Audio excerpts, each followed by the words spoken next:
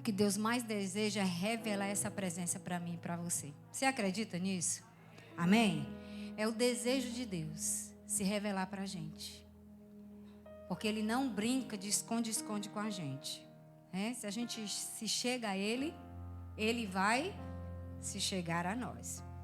Se buscar-me-eis e me encontrareis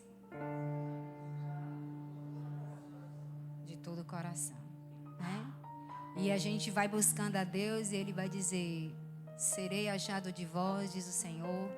Quando a gente estiver na presença dEle, Ele vai se revelar sim para nós. Ele é esse Deus, Ele é esse Pai. Na verdade, Ele é o Pai, E qual é o pai que não quer estar na presença dos seus filhos? Qual é o pai que chega em casa e não quer que o filho corra para ele e dê um abraço nele?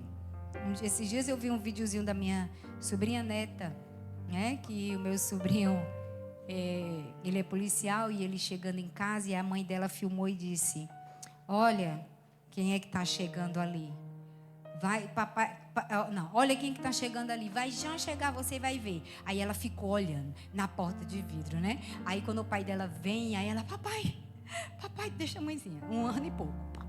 Papai, abre, manda abrir a porta. E ela vai, corre pro pai dela, aí o pai dela com capacete, e ela mandando ele tirar o capacete para dar um abraço no pai dela, Assim, uma cena tão linda de uma criança expressando exatamente aquilo que Deus quer de nós, os seus filhos, essa pureza, esse amor de correr para a sua presença. E ele fica alegre, ele se levanta do trono, ele abre os braços, ele quer receber a gente, porque nós temos um pai. Se você está aqui e nunca teve pai, ou passou pouco tempo com seu pai, eu quero dizer para você: Deus é o seu pai. Amém? Você não é órfão, só você tem um pai. Amém? Então eu quero ler com você 1 Samuel capítulo 2. Eu quero falar sobre Eli e os seus 2 filhos, Ofni e Finéias. Quem já ouviu falar dos filhos de Eli? Levanta a mão aqui para eu ver. Alguns não, Então vamos aprender hoje sobre essa história, uma história bem interessante, que vai falar exatamente sobre a presença de Deus, certo? Vamos, você acompanha aí, eu vou lendo aqui, você vai acompanhando a leitura. Os filhos de Eli eram filhos de Belial. Aí está dizendo, não sei como, mas está dizendo que eles são ímpios, É o capítulo 2, desculpe, versículo 12, tá? Os filhos de Eli eram ímpios, mas a gente também pode dizer que eles eram filhos de Belial. A gente também pode dizer que eles não eram flor que se cheirasse. Pronto, fica melhor, porque aí todo mundo entende, Não se importavam com o Senhor, nem cumpriam os deveres de sacerdotes para com o povo. Sempre que alguém oferecia um sacrifício, o auxiliar do sacerdote vinha com um garfo de 3 dentes. E enquanto a carne estava cozinhando, ele enfiava o garfo na panela, ou travessa, ou caldeirão, ou caçarola, e o sacerdote pegava para si tudo o que vinha no garfo. Assim faziam com todos os israelitas que iam a Siló. Mas antes mesmo de queimarem a gordura, vinha um auxiliar do sacerdote e dizia ao homem que estava oferecendo o sacrifício: dê um pedaço dessa carne para o sacerdote assar. Ele não aceitará de você carne cozida, somente crua. Se o homem lhe dissesse: deixe primeiro a gordura se queimar, e então pegue o que quiser, e o auxiliar respondia: não, entregue a carne agora, senão eu a tomarei à força. O pecado desses jovens era muito grande à vista do Senhor, pois eles estavam tratando com desprezo a oferta do Senhor. Samuel, contudo, ainda menino, ministrava perante o Senhor vestido uma túnica de linho. Todos os anos sua mãe fazia uma pequena túnica e levava para ele, quando subia a Siló com o marido para oferecer sacrifício, dizendo: sacrifício anual.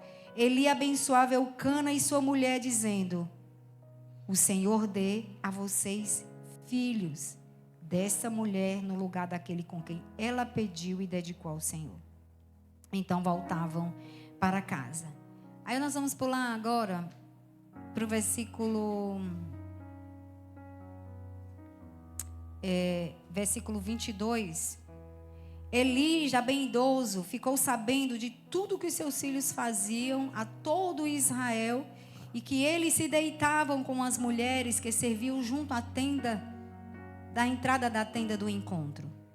Por isso lhes perguntou: por que vocês fazem essas coisas? De todo o povo ouça a respeito do mal que vocês fazem. Não, meus filhos, não é bom o que eu escuto se espalhando entre o povo do Senhor. Se um homem pecar contra outro homem, os juízes poderão intervir em seu favor. Mas se pecar contra o Senhor, quem intercederá por ele? Seus filhos, contudo, não deram atenção à repreensão de seu pai, pois o Senhor queria matá-los. E o menino Samuel continuava a crescer, sendo cada vez mais estimado pelo Senhor e pelo seu povo. Eu vou ler até aqui, a gente vai andar um pouquinho aqui, mas esse começo a gente já está entendendo tudo. Vamos orar. Senhor, nós estamos nas tuas mãos agora. Queremos que o Senhor leve a nossa mente cativa ao Senhor. Espírito Santo, que o Senhor venha nos ensinar o que está na mente do nosso Pai. Que nós possamos absorver e guardar essa palavra. E no momento oportuno da nossa vida, que se chama hoje, possamos colocar em prática. Que o Senhor traga temor e tremor ao nosso coração. Que o Senhor venha sacudir a tua igreja, Senhor, porque só tu tem poder para fazer isso. Então usa a minha vida, me ilumina agora. E usa o teu povo também, para que a terra do coração seja uma terra fértil. Que a semente caia em terra boa. Em nome de Jesus. Amém. E amém. Irmãos, os filhos de Eli eram sacerdotes. E o Eli era o sumo sacerdote. Aquele que entrava no Santo dos Santos, né? A cada ano. E que se não tivesse com uma vida bem direitinha, morriam lá mesmo, né? No Santo dos Santos. Só que os filhos de Eli, que estavam tomando conta, eles eram sacerdotes, estavam lá na tenda do encontro. E eu quero abrir um parênteses acerca da tenda do encontro, porque aqui não está falando do tabernáculo de Moisés, aqui está falando da tenda do encontro. E quando a gente vai ver sobre a tenda do encontro, a gente vai perceber que era uma tenda que Moisés armou fora do arraial. Eu preguei aqui, eu acho que sobre Moisés, falei sobre isso. E que ele se dirigia àquele lugar para falar com o Senhor. E a Bíblia diz que o Senhor descia para falar com Moisés. E o povo ficava de fora, prestando atenção naquilo que Moisés estava fazendo e adorando também a Deus lá no lugar deles. Aquilo ali representava que estava dizendo o seguinte, que o povo tinha pecado, Deus tinha saído do meio deles e tinha colocado a presença de Deus fora daquele povo, porque o povo tinha pecado contra o Senhor. Então Moisés ia e Josué ficava ali do lado, né, observando tudo, vendo tudo. Então são 18h20, nós ainda vamos ouvir a palavra e ainda vamos cear. Então segura aí bem, viu? Se tiver vontade de dormir, aí o irmão dá uma suspirada, recebe o fôlego de vida, que é para poder continuar ouvindo a mensagem, né? E eles estavam lá nessa tenda, que era um local de intimidade. Era um lugar da intimidade de Moisés. Então o que é que o texto está querendo dizer quando ele fala da tenda do encontro? Que ali, o que Deus estava querendo era que o povo, aquelas pessoas que se relacionavam com ele, que eram os sacerdotes, que viviam para isso, tivesse esse encontro com ele de intimidade. Aí o que era que os filhos de Eli estavam fazendo? Ao invés de usarem aquele lugar, aquela tenda para entrar em intimidade com o Senhor, pelo contrário, eles não tinham, era intimidade. Então quando eles entravam naquele lugar, eles viam tudo que simbolizava Cristo. Porque ali estava o local do sacrifício, ali estava o local, a pia, estava a mesa, tinha o pão, tinha as lamparinas, tudo aquilo ali representava Cristo. Tudo aquilo ali era uma sombra de Jesus. Então aquele lugar era um lugar que para onde Ofni e Finéias olhassem, eles estavam ali com o entendimento, pelo menos era o que eles precisavam ter, de que a presença de Deus estava naquele lugar. Certo? Então ali era um lugar de encontro, ali era um lugar de intimidade, ali era um lugar onde eles iam ouvir Deus e aonde eles iam ali representar o povo, fazendo toda aquela simbologia do sacrifício que representava Jesus, enfim, eu acho que todo mundo aqui sabe disso, amém? Ok? Só que eles não tinham, intimidade com Deus, sabe? E vocês vão aí só fazendo as conexões de hoje, como é que a gente está, né? E a gente vai chegando aí, mas eu quero contar um pouco disso. Eu quero também aproveitar para ler Mateus 15, versículo 8, e 1 Pedro 2, do versículo 8 ao versículo 10. Então vamos primeiro ler Mateus 15, 8, que diz o quê? 15, 8. 15, 8. 1, 2, 3 e...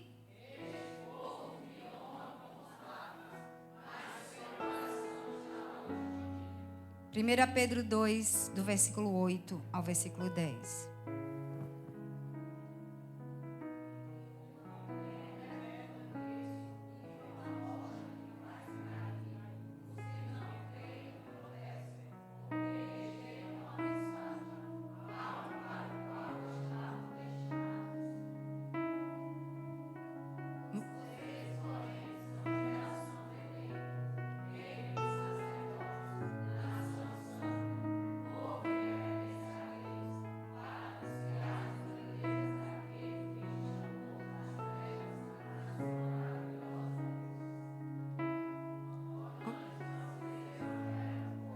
Mas agora não haviam. Ok. Só contextualizando, né? Estamos lendo o Antigo, estamos lendo o Novo Testamento. Então eles estavam no lugar onde tudo que eles viam era uma sombra de Cristo. E naquele lugar tinha uma simbologia muito profunda, que era a arca da aliança do Senhor. E aquela arca representava a presença de Deus. Então, eles estavam vendo toda a simbologia, né? Como eu já falei aqui. Mas ao invés de obedecer, eles estavam desobedecendo a Deus e profanando o altar do Senhor. Ou seja, levavam o ofício de sacerdote na brincadeira.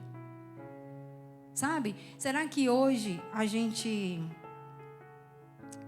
não está passando pelo mesmo? Será que hoje quando a gente abre o Instagram e quando a gente vai ver o noticiário, né, gospel, o que está acontecendo com a igreja do Senhor? Isso, os escândalos que a gente ouve aí de quem está na mídia, mas dentro de uma congregação como essa, como é que está a nossa vida? O que nós estamos fazendo com quem somos? Porque hoje, se a gente olhar aqui para essa igreja aqui, você olhar aqui para essas 4 paredes, você está vendo aqui algo que fale sobre essa sombra de Jesus? Algum instrumento, algum candelabro, a arca da aliança, a bacia, o altar do holocausto, está vendo aqui? Não, tá? Porque se alguém tiver, deve estar tendo alguma visão, aí você pode dizer. Mas você não está vendo, não é? Não está vendo? Mas se você olhar para dentro de você olhar para você, quem é o altar hoje? É você? Sou eu? E aí? Onde é que Jesus está hoje, sentado? Em que altar ele está? Dentro de mim. Aqui dentro de mim e de você deveria ser o centro da vontade, do assento, da adoração de Deus. Então, se eu quero saber aonde Deus está, eu tenho que olhar para quem?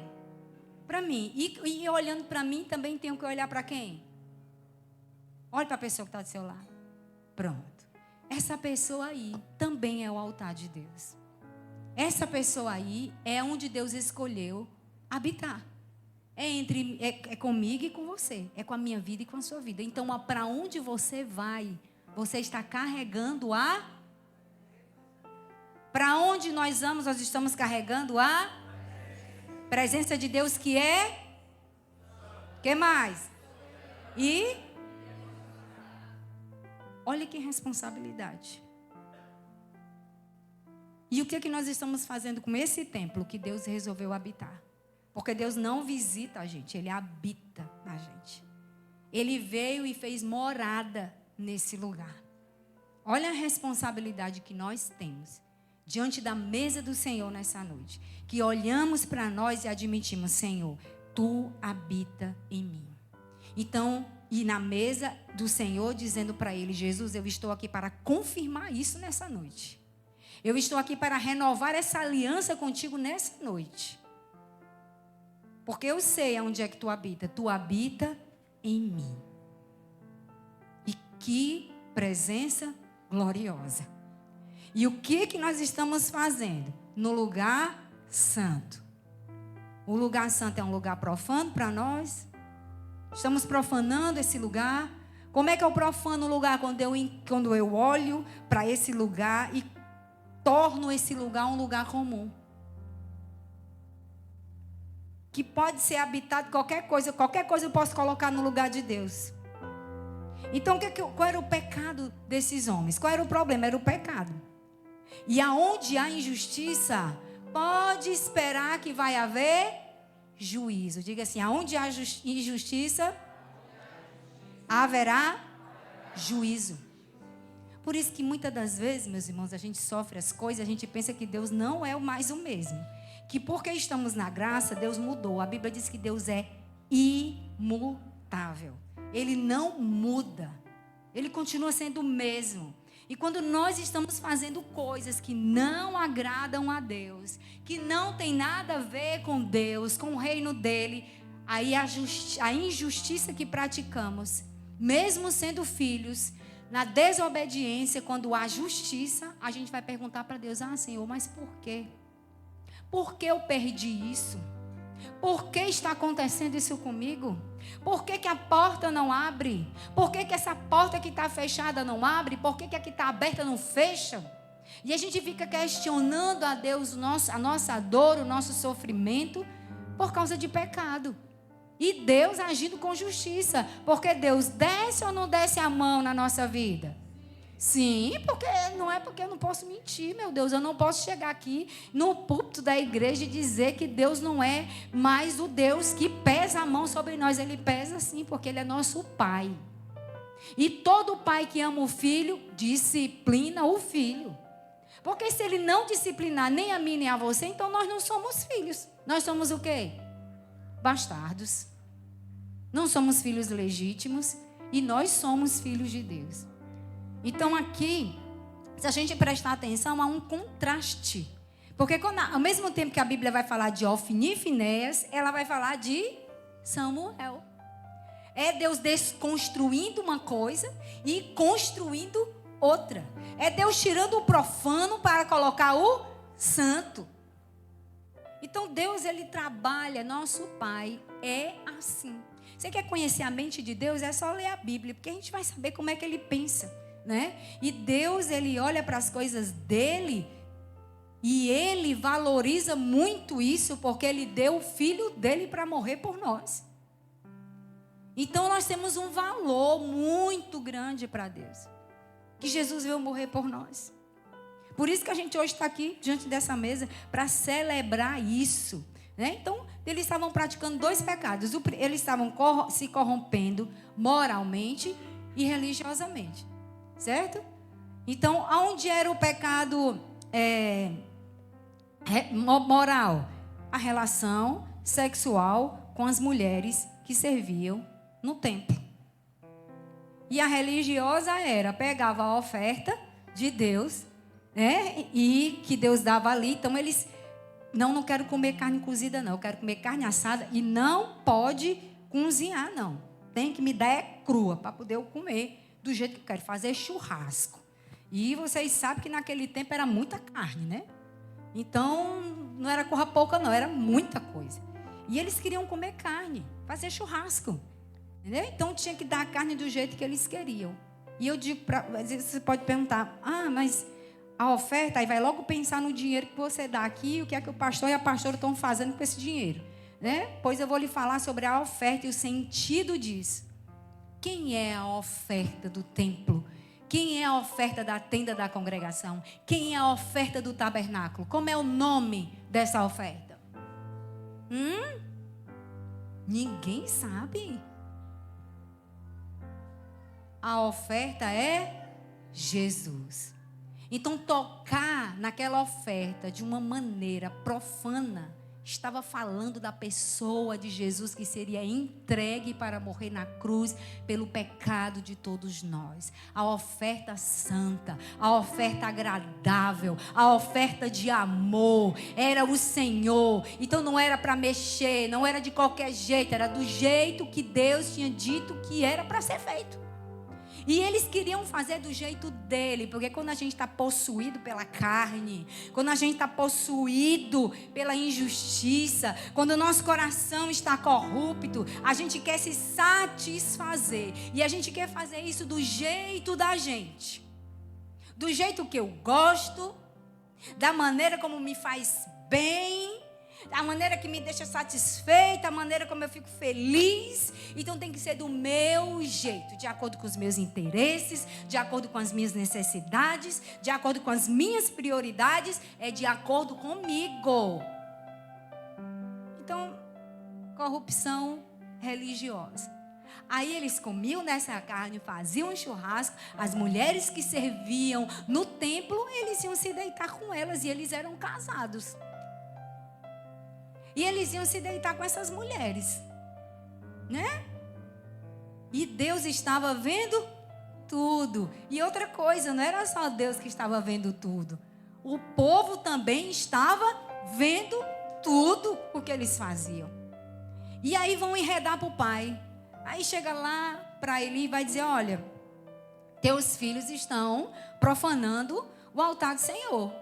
E ele, como um sumo sacerdote, chama os filhos e fala com eles, olha, se vocês tiverem alguma coisa aí com os homens, cara, vai para o juiz, dá certo. Mas quando é com as coisas de Deus, aí vocês estão mexendo com uma coisa que não é para mexer. Só que a Bíblia diz que Eli já não enxergava mais direito. Ele era um homem já gordo, acho que comeu muita carne, sentava na porta do templo e ficava lá sem enxergar bem, com a visão turva. Ou seja, um sacerdócio, no fim, falido, né? Não tinha força.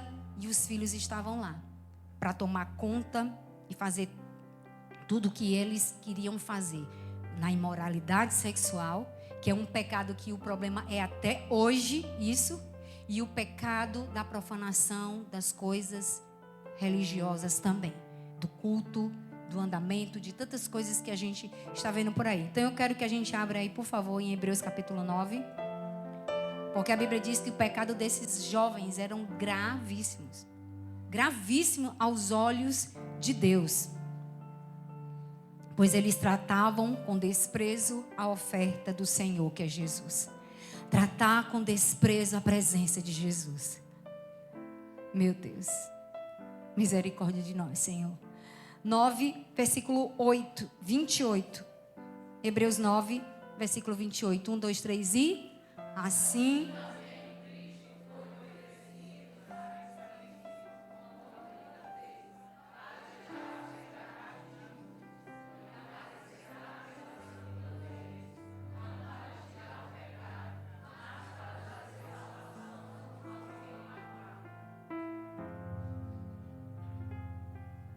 Deixa a leitura aí.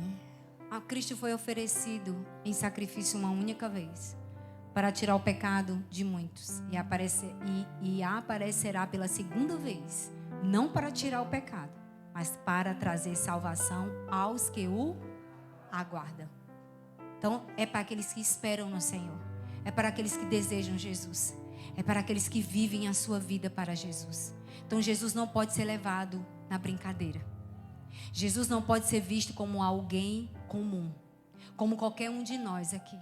Jesus, ele tem que ser visto do jeito que ele é. Ele é Deus, ele é santo, ele é justo, ele é fiel, ele é verdadeiro.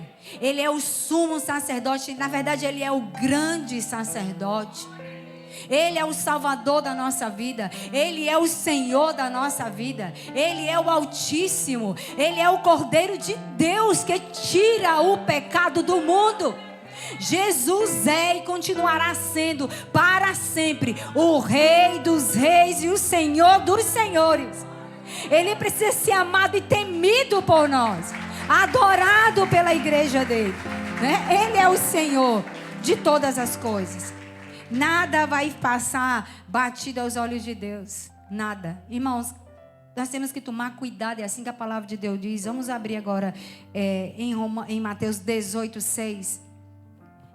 Que vai falar sobre essas atitudes que muitas das vezes nós temos. E e qual é a nossa responsabilidade com isso. Vamos lá, 1, 2, 3 e... Mas se alguém induzir a pecar,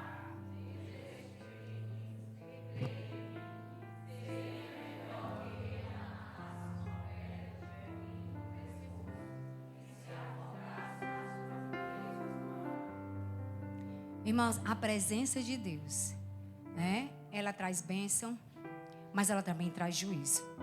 Tá certo? A presença de Deus, ela é santa. Ela traz bênção, mas ela também traz juízo. Então nós carregamos essa presença. E aqui a presença de Deus era simbolizada pela Arca da Aliança. E vai chegar um momento aqui que os líderes de Israel vão para uma guerra contra os filisteus. Está lá no capítulo 4. E aí eles vão para essa guerra. E eles vão voltar dessa guerra vencidos, derrotados. Tá? Os filhos de Eli estão lá, vão para a guerra. Pecando, fazendo do que eu estou falando aqui, o que a Bíblia está dizendo. Mas vão para a guerra, vamos guerrear. Vamos guerrear contra os inimigos. Vamos nos levantar, vamos lá e juntar o povo, vamos para a guerra e tal, e vamos lá que nós vamos vencer. E foram, chegaram lá, foram derrotados. Voltaram perguntando a Deus, mas como assim? O que foi que aconteceu que nós não vencemos a guerra? Quantos de nós queremos vencer guerras sem confessar pecado? Sem largar pecado? Porque a Bíblia diz que aquele que confessa e deixa, alcança misericórdia. Mas queremos fazer sem confessar. Queremos ir para a guerra, queremos vencer. Queremos vencer as nossas batalhas interiores, os nossos inimigos exteriores, sem cuidar da nossa vida aqui, do altar de Jesus dentro de nós.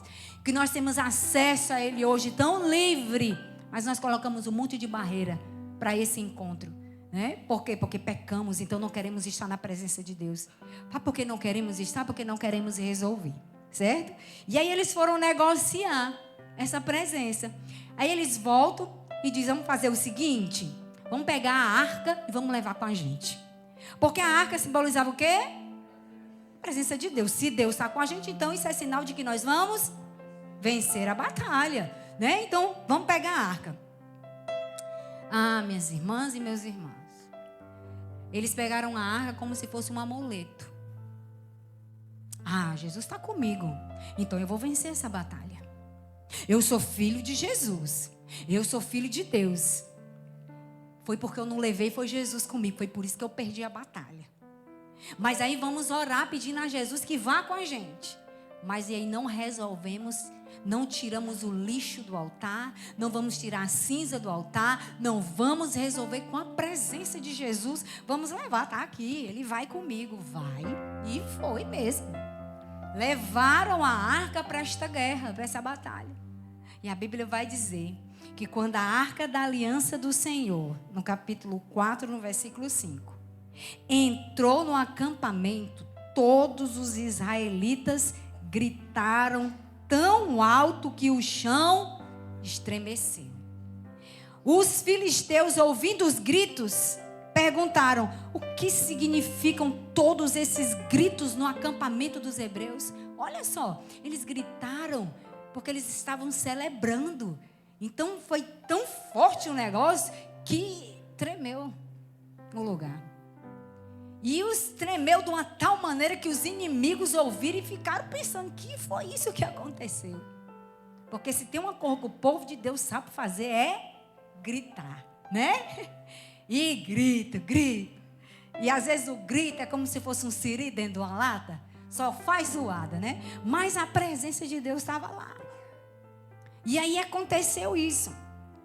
Quando souberam que a arca do Senhor viera para o acampamento, os filisteus ficaram com medo e disseram: olha, quem eram os filisteus? Os inimigos de Israel. O povo que sabia do que tinha acontecido lá no Egito, quando Deus tirou o povo da mão de Faraó, da opressão de Faraó. Então esse Deus aí é aquele que lançou 10 pragas no Egito, abriu o mar vermelho, era uma coluna de fogo, era coluna de água, cheia de água durante o dia e de fogo durante a noite, sinais, prodígios, maravilhas. Quando Deus estava falando com Moisés, o céu se abria, Deus descia, era trovão, era relâmpago, era, como diz o testemunho de Jeová, saraivada de pedra, sabe?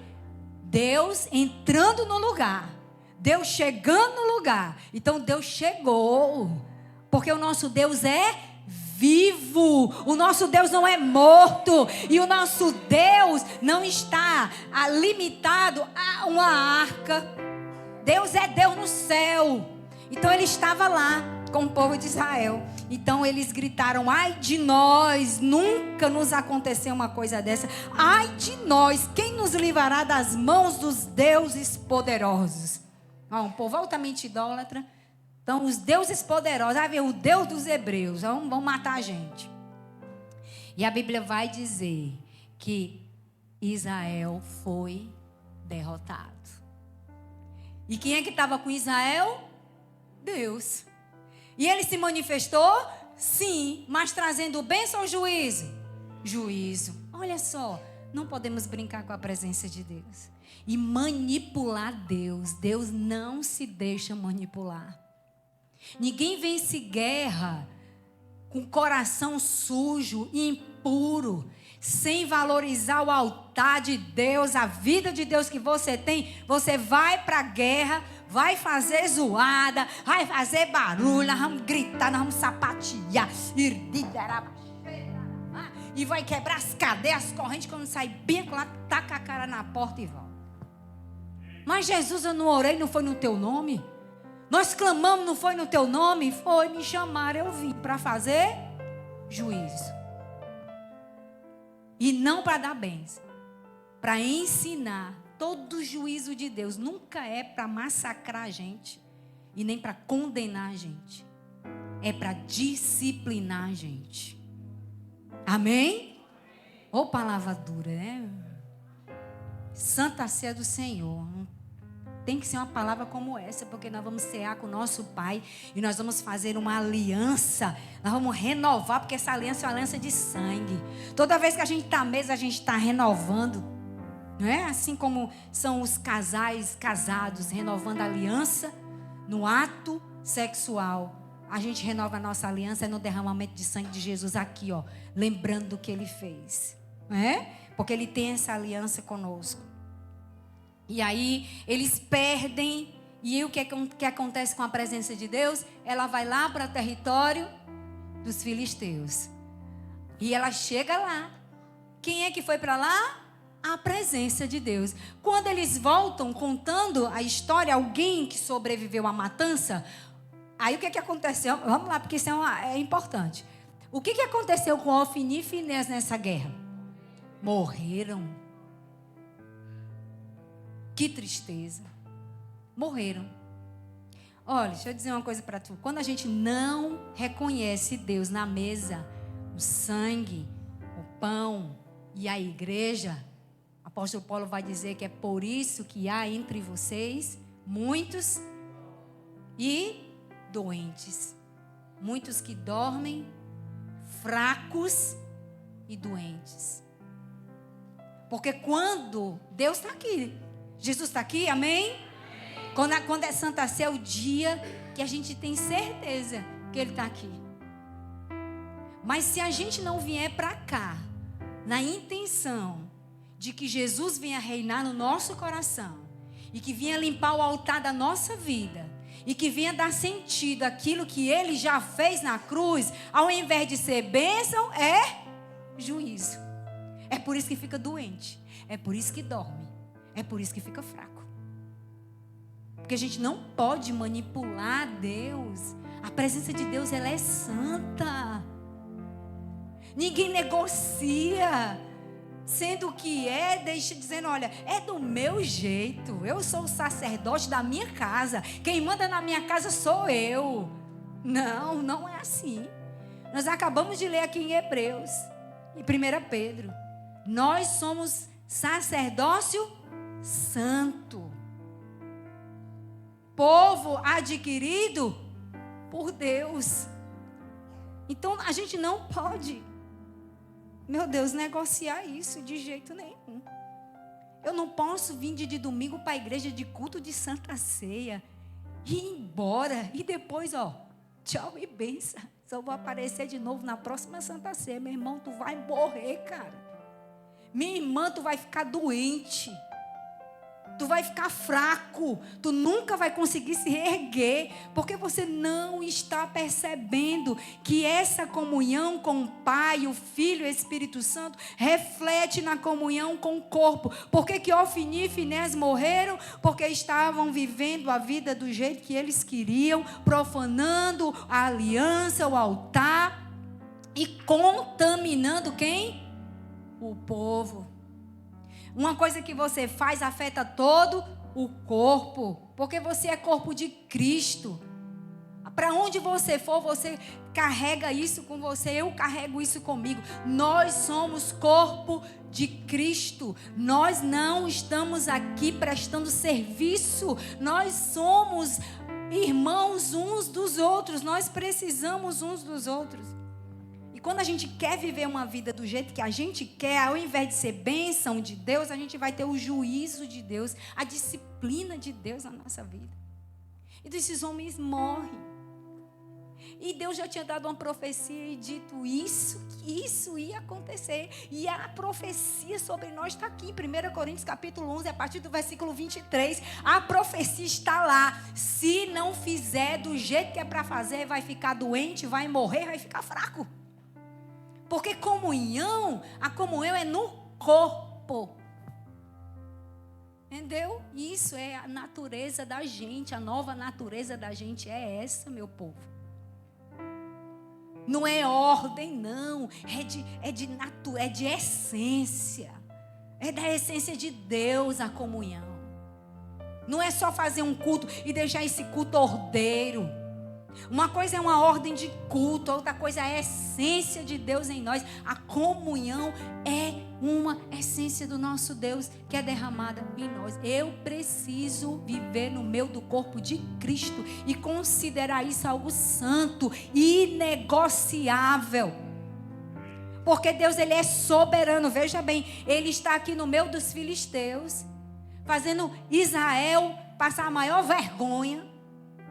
Porque Deus não precisa que ninguém ore dizendo para Ele, você tem que fazer isso, Senhor. Olha, tu tem que me livrar disso, tu tem que fazer isso aqui com meus inimigos. Deus é Deus no território do inimigo. Deus é Deus no território dos santos. Ele é soberano e a vontade dEle é soberana no território da igreja e no território do inimigo. Ele faz o que Ele quer, porque a vontade dEle é boa, perfeita e agradável. Se Ele quiser fazer o que Ele quiser com a gente, no juízo, fazendo a gente ser envergonhado na mão do inimigo, Ele vai fazer isso só para a gente aprender a respeitar a presença dEle dentro de nós. Então traga para cá isso, traga para esse momento, traga para o meio da igreja. Deus julga com justiça e sabe o tempo certo de agir com a nossa vida. E eu estou trazendo essa palavra para você porque essa é uma palavra de correção. Sabe, para os últimos dias.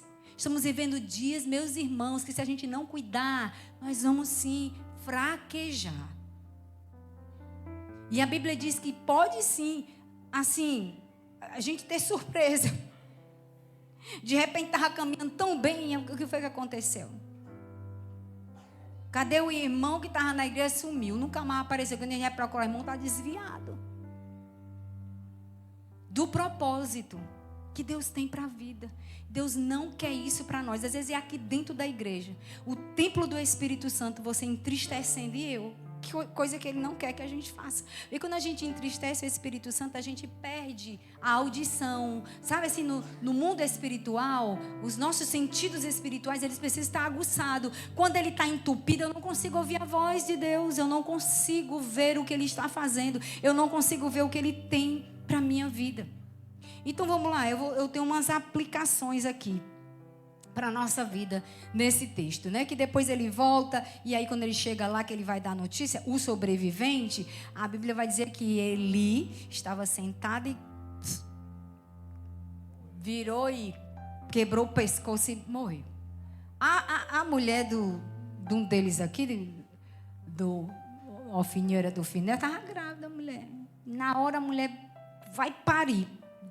E não foi porque o marido dela morreu, não. Quando ela diz, cadê a arca foi levada. Se pronto, foi embora a glória de Deus. E a mulher se desespera, e a mulher morre, e a criança nasce. E ela dá um nome para aquela criança de acordo com aquela situação. Foi-se a glória de Deus. Então, houve um desespero naquele lugar. E morte naquele lugar. Porque ninguém brinca com Deus, não. Deus, ele dá vida, mas ele também tira a vida. Quando a gente não está fazendo o que é para fazer, e está sendo desobediente, e está ali batendo de frente com Deus, contendendo com Deus, Deus dizendo uma coisa e a gente dizendo outra. Deus falando uma coisa e a gente fazendo outra. Aí ele olha e diz, não quer não, se eu não tirar agora da terra, vai se perder. Aí o Senhor leva. Acontece muito isso. Quando a gente menos espera, meu Deus, o que foi isso? Foi embora. Foi, e às vezes é por causa disso. É por causa dessas coisas. Porque com a glória de Deus não se brinca. A gente não brinca. E a gente sabe para onde é que vai, né? Mesmo que morra, mas sabe para onde é que vai. E aí essa arca vai passar muitos anos na mão dos filisteus. Vai passar uma temporada por lá. E quando chega lá também vai fazer juízo naquele lugar. Então vai morrer gente lá no meio dos filisteus. Aí eles mandam para de Asdod, manda para Ecrom. Chega em Ecrom, morre. Gente também fica doente com tumor, com tudo. Aí o povo se apavora. Pelo amor de Deus, tira essa arca daqui. Mande de volta para Israel, porque nós estamos tudo morrendo. Aí vai chegar lá no capítulo 6, que ela chega numa cidade chamada Bet-Semes, se eu não me engano. Deixa eu ver aqui. Bet-Semes. Eles vão chegar lá. E aí ele vai fazer o carrinho do boi. Lembra do carro de Davi? Que Davi vai querer imitar a carroça do filisteu. Então, nessa hora, eles montam uma carroça, né, uma vaca, e organiza tudo bem direitinho e tal, porque eles, apesar deles não conhecerem profundamente o Deus de Israel, mas eles tinham ouvido falar. Então, ele era um povo meio místico. Então, eles botam lá e manda. E ele diz, olha, se a vaca levar lá para o lado onde a terra, é porque Deus está recebendo aí, a gente fez a coisa certa, vamos dizer assim. E aí ela foi realmente para aquele lugar. Quando chegou lá, fizeram uma festa, porque a presença de Deus tinha voltado. A presença de Deus voltou. Glória a Deus por isso. A arca está aqui, todo mundo anunciou e tal. E aí a Bíblia diz que vai chegar uns cabas e vai fazer assim, ó. O Senhor, contudo, feriu alguns dos homens de Bet-Semes, matando 70 deles. Olha, quem era que estava lá em Bet-Semes? O povo de Deus. Alegre porque a arca tinha chegado. Quando ela chega, que eles se alegram com isso, eles vão olhar a arca, sei lá, talvez desse tamanho aqui, assim, não sei a medida. E aí eles vão fazer isso, ó, olhar para dentro, para ver o que é que tinha lá dentro.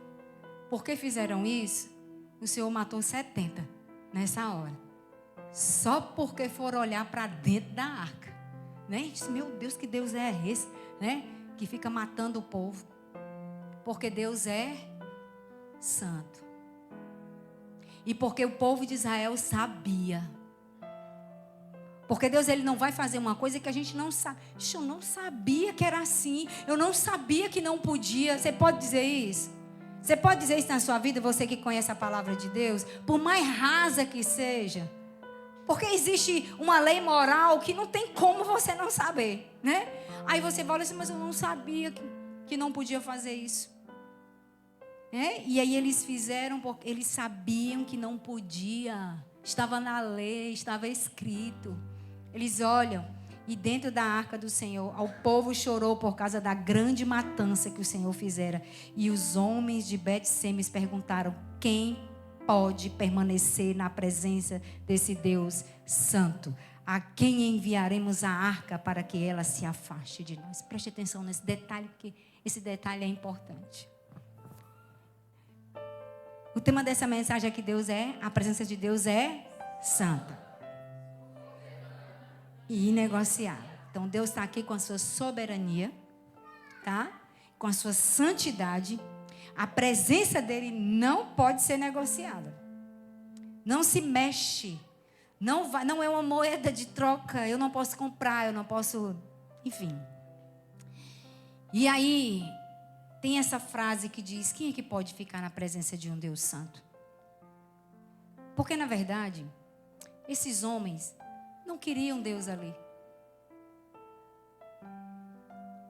A presença de Deus chegou lá. Mas aqueles homens que estavam ali não queriam a presença de Deus ali. Porque não eram homens santos. Certo? Por que, pastor, tu pode dizer que eles não queriam? Porque eles sabiam que não podia olhar para dentro da arca. E quando eles olham, eles estão dizendo: eu não estou nem aí para a presença desse Deus aqui. Na verdade, o que eu quero é que ele vá embora daqui. E aí Deus entende que é isso que eles querem. Aí Deus diz: eu vou. Realmente irei. Mas porque vocês profanaram e porque vocês não são santos, vocês vão morrer. E ali caiu 70 naquela hora, na presença de Deus. Não é? Quantos de nós, meus irmãos, Deus chega, Deus quer, Deus deseja, Deus sente falta da gente, tem saudade da gente. Quando a presença dele chega, a gente age como se aquilo ali fosse uma coisa comum. A gente olha e diz: agora não, Jesus. Tá tão bom que eu estou fazendo aqui. Tá tão bom, eu mesmo estou guiando a minha vida. Se o Senhor chegar aqui, o Senhor só vai me atrapalhar. Porque Deus pega a gente quando a gente está fazendo o que não presta, e que Deus está dizendo assim: ei, vem para cá que tu está fazendo coisa errada. Quando Ele chama para a gente se santificar, a gente diz: não, eu não quero me santificar. Saia daqui, Jesus. E a gente pensa que está fazendo a melhor escolha da nossa vida quando a gente diz isso. Saia daqui. Eu não quero você aqui. E aí Ele não pode fazer o que Ele gostaria de fazer. Estamos cheios dessas referências na biografia de Jesus nos evangelhos. Jesus não pôde fazer o que Ele queria fazer por causa da incredulidade do povo. Jesus não fez milagres nesse lugar porque o povo era incrédulo. E aí Ele não operava milagres e maravilhas porque o povo não queria Jesus ali. Expulsavam Jesus ali. Quantas vezes nós não fazemos a mesma coisa? Ei, Jesus, eu não quero o Senhor agora na minha vida, não. Porque do jeito que eu estou vivendo a minha vida aqui tá bom. Deixa-me quieto. Me deixa aqui no meu lugar. Eu prefiro ficar aqui, ó, onde eu estou. E Jesus querendo nos amar, nos curar, nos guiar, dirigir a nossa vida, reinar em nós, governar através de nós, abençoar vidas através de nós. Mas nós estamos simplesmente preocupados, distraídos com a nossa própria vida, com as nossas próprias escolhas. Então, quando Ele chega nesse lugar, que esses homens fazem isso, então o Senhor realmente vem, ao invés de ser uma bênção, foi um juízo. Preste atenção como é que a gente faz com Jesus, que a gente quer manipular a presença dele. E aí as coisas não dão. Olhe para a sua vida, eu olho para a minha, olhe para a sua. Preste atenção agora, observe e pense. Jesus, Ele é santo e Ele está sendo santificado na minha vida. Ele pode chegar na minha casa e Ele vai ter o lugar dele.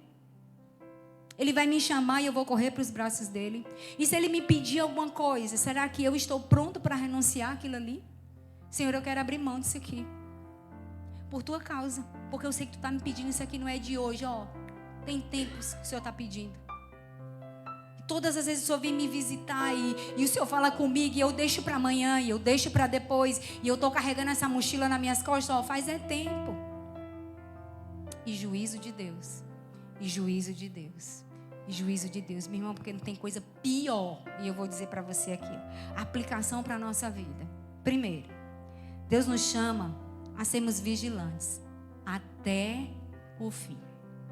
Segundo, nenhum tempo de serviço a Deus nos dá licença para relaxar na santidade. Pode ser o tempo que for, nenhum a gente pode relaxar, porque se a gente relaxar, a gente vai profanar. A gente vai tornar comum, a gente vai esquecer. Terceiro ponto, quando deixamos de corrigir um erro, nos tornamos cúmplice dele. Sendo pai, sendo mãe, sendo líder, num amigo, seja lá de quem for, se a gente não corrige, se a gente não chega junto com a palavra, a gente é cúmplice daquilo ali. O caráter é mais importante do que o dom, o testemunho vale mais do que o talento. Só aceita a correção o filho, porque sabe que é assim que Deus também revela seu amor. Quem ama, corrige. Quem teme, confronta. Quem serve a Deus, agrada a Deus e não aos homens. O arrependimento deve ser imediato enquanto a porta da graça está aberta. Aplicação para a nossa vida. Outras aplicações. A presença de Deus não pode ser forçada. Ela é atraída por santidade e arrependimento. Deus não compactua com quem o chama, mas vive sem santidade. Chama Deus, mas não é separado. É misturado. Faz o que todo mundo faz. Pensa do jeito que todo mundo pensa. Decide as coisas como todo mundo decide. Faz as escolhas como todo mundo. Tem uma referência. Deve ter algum padrão, né, para escolhas e decisões. Deus não compactua. A derrota espiritual é consequência de uma fé superficial. A pior tragédia não é perder uma batalha, mas é perder a presença. Quem não quer presença, não pode ser vitorioso. O mundo é que diz que a gente é vitorioso, mas na presença de Deus, a gente tem que ir um pouco mais fundo. Eu quero terminar, eu fiz algumas anotações, mas eu quero terminar dizendo para você o seguinte. Lembre-se de Ezequiel, quando ele está no rio, e ele começa a entrar no rio.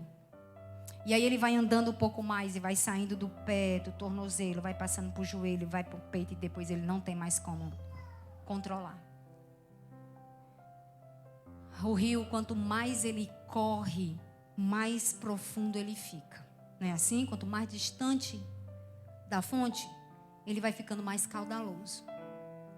Então a nossa vida precisa sair dessa superficialidade.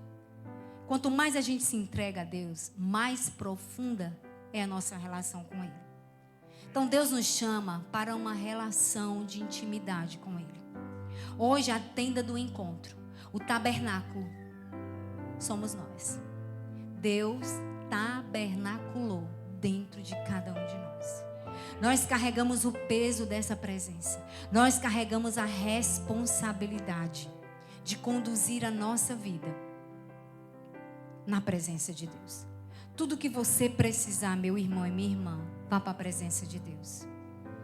Tudo que você for decidir fazer, pergunte a Deus. Qualquer escolha que você for fazer, coloque na presença de Deus. Espere Ele responder. Fora isso, esteja na presença de Deus por quem Ele é. Simplesmente porque Ele é o nosso Pai. E porque Ele é bom. Porque Ele é maravilhoso. E porque Ele é santo. E porque Ele é fiel. E porque Ele é leal. Sabe? Porque Ele sabe todas as coisas. Porque Ele é soberano. Porque Ele é imutável. Porque Ele sabe todas as coisas que eu penso. Porque Ele é onisciente, onipresente, onipotente. Porque na mão dEle eu estou segura. Esteja na presença de Deus simplesmente porque Ele é quem Ele é. E a gente procurar se deleitar nele. Contemplar Ele. por tudo que Ele fez, por tudo que Ele já fez, por tudo que Ele está fazendo, pelo que Ele ainda vai fazer.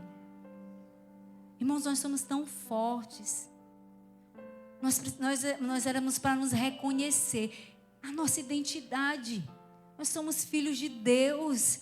Será que tem coisa mais importante do que isso nessa terra?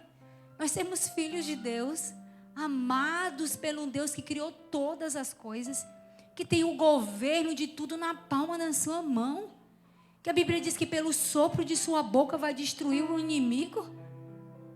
Então, o que a gente quer mais, meus irmãos? Nós estamos correndo atrás de coisas aqui nessa terra, quando nós temos a presença de um Deus que tem tudo, que é tudo, e que nós estamos invertendo as coisas, ao invés de a gente procurar nele tudo aquilo que a gente precisa. Tem uma pessoa na porta. Ao invés de procurar nele, a gente procura nas coisas para pedir para ele assinar embaixo. Então se alerte, meu irmão e minha irmã, nessa noite, que do jeito que os filisteus tremeram, um povo que nem conhecia Deus, assim seja a nossa vida diante desse Deus santo. Deus é diferente de nós. E a gente precisa ter temor a Deus, porque se a gente temer a Deus, a gente vai pecar menos. Porque a sabedoria vem exatamente por aqueles que temem a Deus. Então eu temo a Deus e peco menos por causa disso, porque eu sei quem Ele é. Então eu não posso levar a minha vida na brincadeira. E achar que só vim para o culto de domingo à noite, está tudo resolvido na minha vida. Eu já bati o ponto, eu já fui para a missa. Eu posso passar a semana tranquilo. Aqui é só o reflexo daquilo que a gente era lá na nossa casa. A gente vem para cá para se apropriar de uma palavra e botar no coração e carregar essa palavra a semana inteira. No nosso coração, o mês inteiro, o ano inteiro. Aquilo que mexa com a gente, porque a gente está diante de homem não. A gente está diante de Deus. A gente não está diante de homem infalível, não. A gente está diante de um Deus que é infalível. De um Deus que em momento nenhum é derrotado. Então se nós estamos servindo a esse Deus, olhe para você e veja a potência que você é. E veja o que você carrega. A arca chegava num canto e transformava aquele lugar ou em bênção ou em maldição. Assim é a nossa vida. Porque a presença de Deus está aqui. Quando eu chego num lugar, aquele lugar precisa ser transformado. A atmosfera daquele lugar precisa mudar, porque um filho de Deus chegou ali. Um filho de Deus santo, um filho de Deus puro, um filho de Deus que vive na presença de Deus para servir a Deus nessa terra. Então o ambiente precisa mudar, a atmosfera espiritual precisa sair, aquela coisa negra, escura. Eu cheguei, eu sou luz. Aquilo tem que ficar brilhando, porque eu cheguei ali, porque eu carrego esse poder. Agora a gente quer botar a mão no enfermo, ele ser curado. A gente quer encontrar um endemoniado, que eu acho que ninguém quer, mas eu vou dizer que a gente quer, para ele, os demônios sair, correr e ir embora. A gente quer orar por um filho e ver aquele filho restaurado. A gente quer fazer tantas coisas sobrenaturais aqui no natural, mas como a gente vai fazer isso, vivendo a vida que a gente vive, sendo igual a todo mundo, vivendo como todo mundo, sem ter tempo para estar com o nosso Pai? Não temos ouvido para ouvir o coração dEle, não temos palavra para estar na presença dEle, porque a gente não lê a Bíblia, porque não temos tempo para isso. Mas queremos fazer sinais e maravilhas. Queremos ver avivamento na terra. Queremos ver as coisas grandes do Senhor acontecer. Não vai acontecer. Porque ao invés de bênção, tem juízo de Deus. Ao invés da gente andar passos largos, correndo, nós vamos ficar parados. Estatalas no meio do caminho, não temos poder. Porque quem não ora, não tem poder. Quem ora pouco, tem pouco poder. Quem ora muito, tem muito poder, mas não queremos orar. A gente marca um culto de oração aqui, vem 10 pessoas orar. Eu não venho não, porque eu estou ocupado com o quê, meu irmão? Com o quê? Me diga. Com o quê? Ficar sentado de frente para a TV, passando a mão no celular. O que é que a gente vai fazer? Vamos jogar bola? Assistir um jogo? Vamos para a academia? É isso que a gente tem que fazer? Ou então a gente está trabalhando, morrendo de trabalhar, trabalhando, porque senão amanhã vai faltar. Sabe por que a gente faz isso? Porque a gente não sabe quem a gente é e a gente não sabe o pai que a gente tem. Não é? Então a gente quer fazer. Era o que o Alfini e Finés faziam. Ei, a gente quer carne. E a gente quer carne do jeito que a gente quer, muita carne. E depois pegava a própria carne e ia pecar. Porque quem abastece a carne não tem ouvido para ouvir Deus. Então a gente precisa mudar a rota. Você não vai perder nada com isso. Pelo contrário, a gente só tem a ganhar. Meu Deus, Deus quer que a gente na presença dEle se alegre e chore. Contemple Ele, veja Ele, deseje essa presença. É um local de abrigo, é um local seguro. Andar por fé, é o Senhor falando, a gente não está vendo, mas nós estamos profetizando. A nossa boca está falando das coisas que Deus está revelando no mundo espiritual. A gente fica alinhando céu e terra. Quer poder, minha irmã? Quer poder, meu irmão? Deus está de braços abertos esperando a gente. Agora isso vai nos custar. É por isso que a gente não quer. Vamos ficar em pé? Que é para poder você acordar? Ó. A gente não quer. Não é Deus que não quer, não. Somos nós. Porque se a gente fizer, a gente sabe que vai ter que renunciar um bocado de coisa. A gente vai ter que abrir mão de coisas que a gente gosta de fazer. Dá prazer.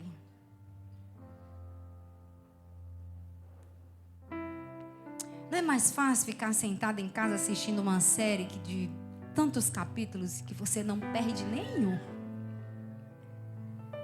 Né? Tá lá com o olho vidrado. Meu Deus, eu tenho que assistir o próximo. Não posso deixar para amanhã. Vai dormir meia-noite e nem pisca. Nem pisca.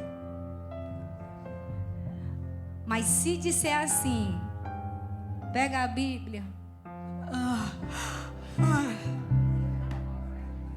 Nem abriu, já está abrindo a boca.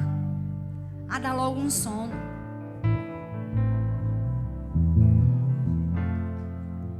Meu Deus. Meu Deus, que Deus tenha misericórdia de nós. Às vezes nós passamos 1 hora conversando com a pessoa ao telefone. Não conseguimos passar 15 minutos orando a Deus. Se confessarmos um pecado, a gente confessa um e pergunta assim: será que tem mais algum? Porque eu não estou lembrada, Senhor. Se eu tenho algum outro pecado, eu não me lembro. Se eu cometi, eu estou esquecida. Nem pecado tem para confessar, né? Para ser rápida a conversa com o Senhor. Preste atenção na nossa vida. A gente sempre fala essas coisas aqui. Eu espero que os irmãos não levem para o lado pessoal, até porque eu não sei como é a sua vida lá na sua casa.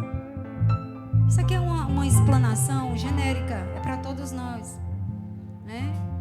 E todos nós estamos vivendo esse tipo de problema hoje, porque tudo tem que ser muito rápido e com as coisas de Deus não é assim. Deus, Ele quer se relacionar com a gente, então leva tempo. Não é assim, ó, não é passo de mágica. A presença de Deus, ela não é mágica. Deus não é mágico. Deus quer nos ouvir. Ele quer que a gente se escute também. Que as cadeias vão caindo por terra. As muralhas caem diante dos nossos olhos.